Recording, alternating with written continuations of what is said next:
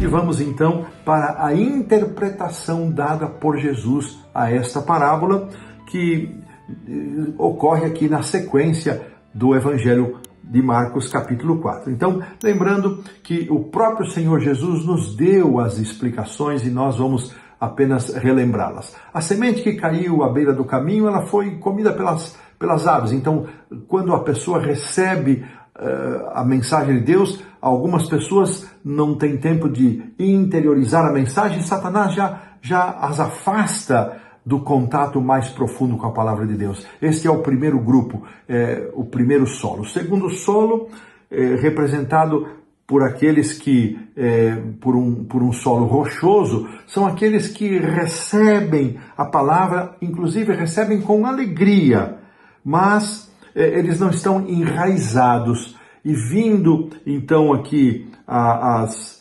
angústias e as dificuldades e as provações resultantes da própria experiência religiosa, eles, como não estão enraizados, eles abandonam a palavra. O terceiro solo é a semente que caiu em espinhos. Olha que interessante. Se de um lado nós temos aqueles que recebem com alegria a palavra e não estão enraizados, aqui temos um outro grupo que recebe a palavra, mas é atraído por um outro tipo de alegria, por um outro tipo de satisfação. São as atrações da vida material, a ambição da riqueza, do ganho material. Isto os atrai e eles se afastam do caminho da verdade, se afastam da comunhão com Cristo. E finalmente chegamos àquele que cai em boa terra e que a semente é lançada e ela então se multiplica numa colheita farta.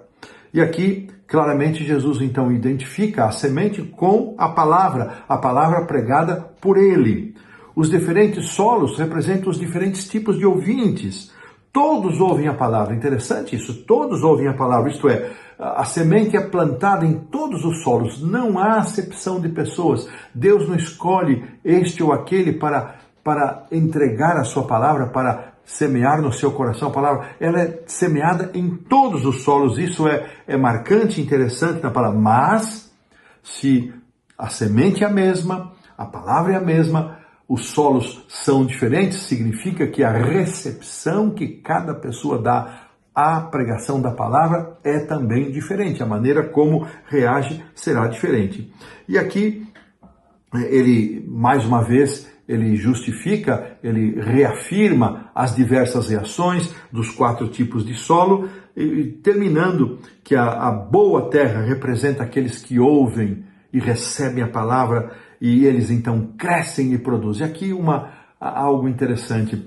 O verdadeiro cristão, o crente fiel, quando recebe a palavra, o seu coração, a sua mente, a sua vida se torna uma vida frutífera, uma vida produtiva. A gente se lembra de João 15, todo aquele que está em Cristo, ele produz fruto e produz abundantemente, e aquele que não dá fruto, ele é cortado, é lançado no fogo. Então, pergunta para nós, será que a nossa vida, nós os que recebemos a palavra de bom grado, nossa vida tem frutificado? Vivemos na excelência, na bênção do fruto do Espírito em nossa vida?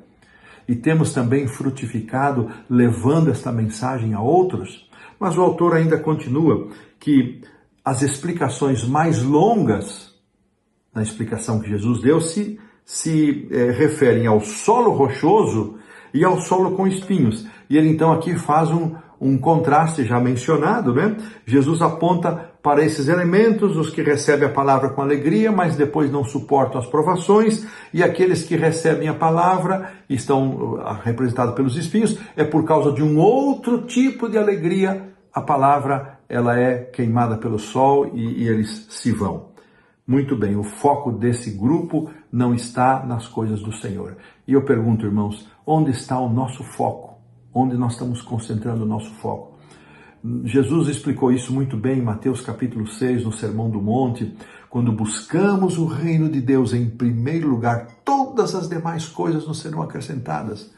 E muitas vezes eu vejo muitos dos nossos irmãos lutando e se preocupando excessivamente com as questões materiais.